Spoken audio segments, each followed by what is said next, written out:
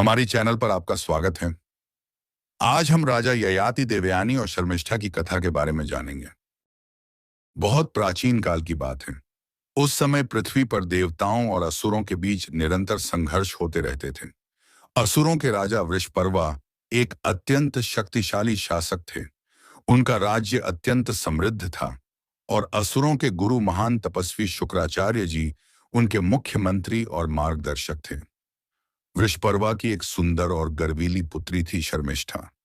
वह न केवल सौंदर्य में अनुपम थी, बल्कि राजसी वैभव और शक्ति पर भी उसे गहरा अभिमान था। दूसरी ओर शुक्राचार्य की पुत्री देवयानी थी, जो अपनी विद्या, तप और तेजस्विता के कारण अद्वितीय थी।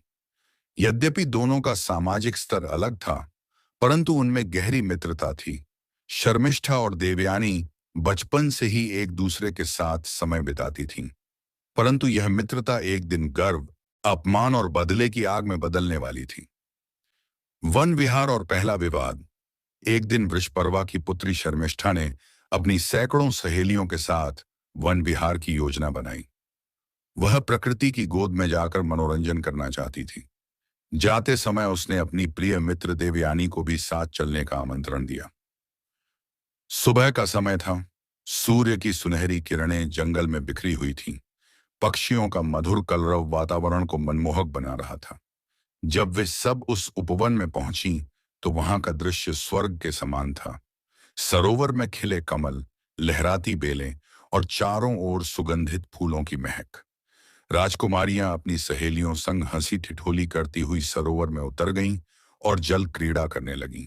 सभी ने अपने राजसी वस्त्र सरोवर के किनारे उतार दिए। उसी समय संयोगवश भगवान शंकर और माता पार्वती उस मार्ग से निकले। उन्हें देखते ही सभी कन्याएं लज्जा से व्याकुल होकर वस्त्र पहनने की ओर दौड़ीं। हड़बड़ी में देवयानी के हाथ में शर्मिष्ठा के राजसी वस्त्र आ गए और उसने वही पहन लिए। जब शर्मिष्ठा ने यह देखा, तो उसके भीतर का अहंकार फूट पड़ा। उसने क्रोधित होकर कहा, गुरु की पुत्री होकर तूने हमारे राजवंश के वस्त्र पहनने का साहस कैसे किया?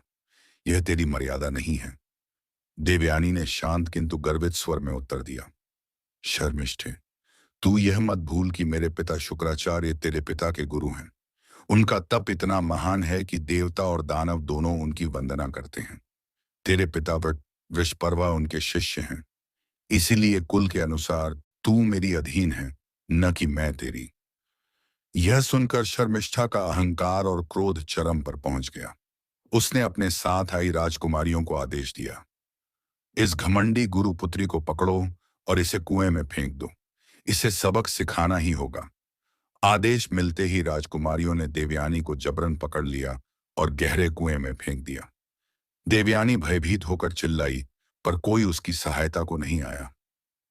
कुएं का ठंडा, अंधकारमय जल उसे डुबोने लगा। उसकी आंखों में अपमान और क्रोध के आंसू भर गए। राजा ययाति का आगमन।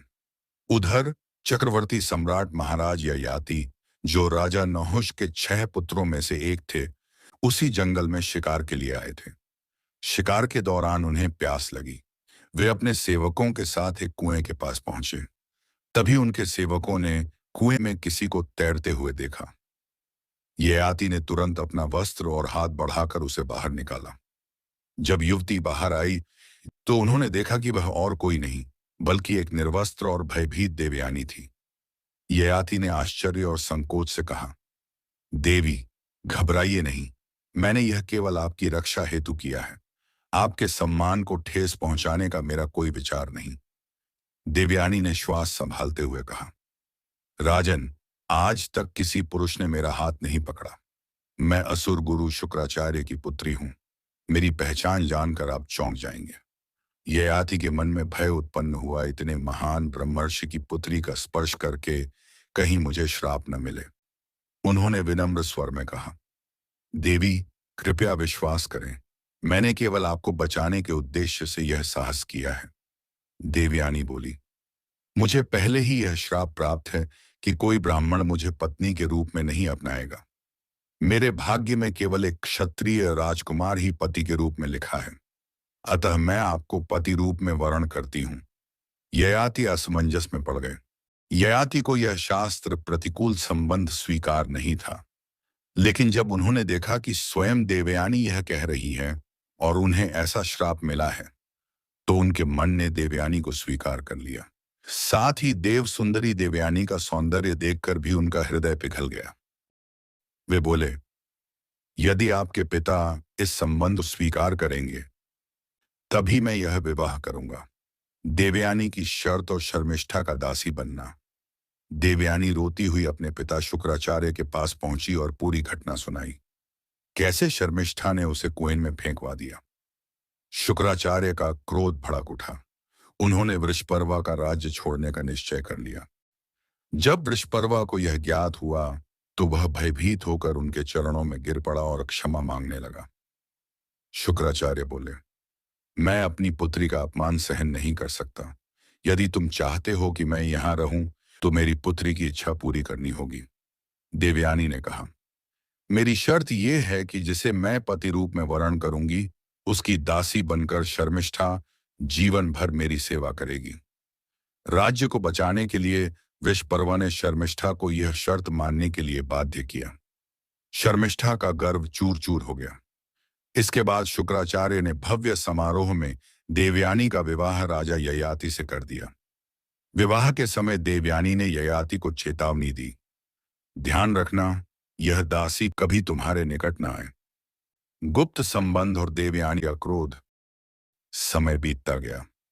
देवयानी को 2 पुत्र हुए, परंतु सुंदरता से भरपूर शर्मिष्ठा का हृदय ययाति की ओर खिंचता गया।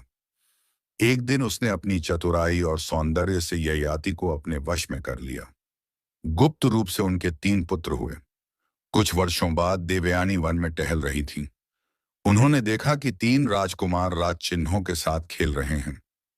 आश्चर्यचकित होकर उन्होंने पूछा, तुम्हारे पिता कौन हैं? बालकों ने उत्तर दिया, हम महाराज ययाति के पुत्र हैं। देवयानी ने फिर पूछा, तुम्हारी माता कौन है? वे बोले, हमारी माता शर्मिष्ठा है। यह सुनते ही देवयानी का क्रोध ज्वालामुखी की तरह फूट पड़ा। वह गुस्से से कांपती हुई अपने पिता के पास पहुंची और बोली, पिताजी, इस व्यक्ति ने मेरी आज्ञा का उल्लंघन किया है। इसने दासी शर्मिष्ठा के गर्भ से 3 पुत्र उत्पन्न किए। इसे दंड दीजिए। ययाति का श्राप। शुक्राचार्य ने शांत स्वर में पूछा, बेटी, इसे क्या दंड दिया जाए? देवयानी ने क्रोध में कहा, इसके शरीर में बुढ़ापा आ जाए और यह स्त्री सहवास योग्य न रहे। शुक्राचार्य ने तुरंत अपने तपोबल से ययाति को श्राप दे दिया। क्षण भर में ययाति का शरीर झुर्रियों से भर गया। उनके केश श्वेत हो गए और वे वृद्ध हो गए।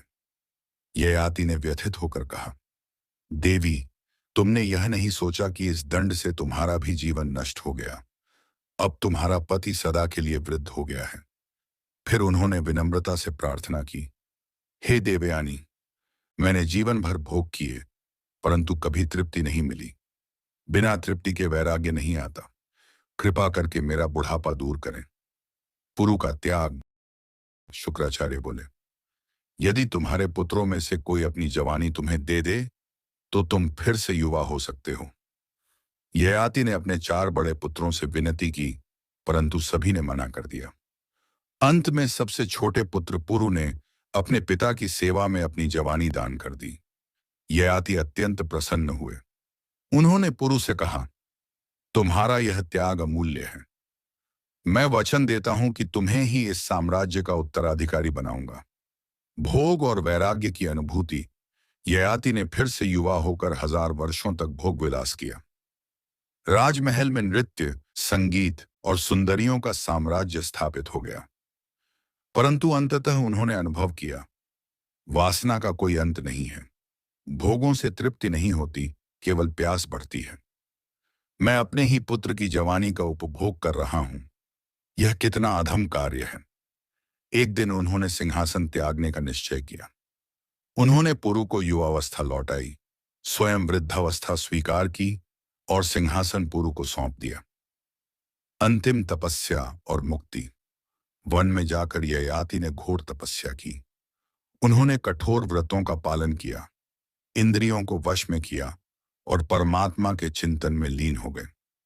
अंततः आत्मज्ञान प्राप्त कर उन्होंने अपने नश्वर शरीर का परित्याग किया और भगवान वासुदेव की परम गति को प्राप्त हुए। कथा से शिक्षा: अहंकार का पतन निश्चित है, धर्मिष्ठा का गर्व उसे दासी बना गया। वासना का अंत नहीं, ययाति ने 1000 वर्ष भोग कर भी तृप्ति नहीं पाई। त्याग का महत्व: पुरु का त्याग आदर्श पुत्र धर्म का सर्वोच्च उदाहरण है। वैराग्य ही परम शांति का मार्ग, भोगों से नहीं बल्कि आत्मज्ञान से ही मुक्ति संभव है।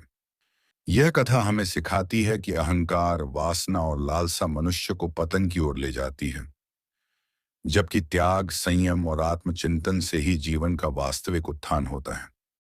ऐसे ही वीडियो के लिए हमारे चैनल को लाइक, शेयर और सब्सक्राइब करें।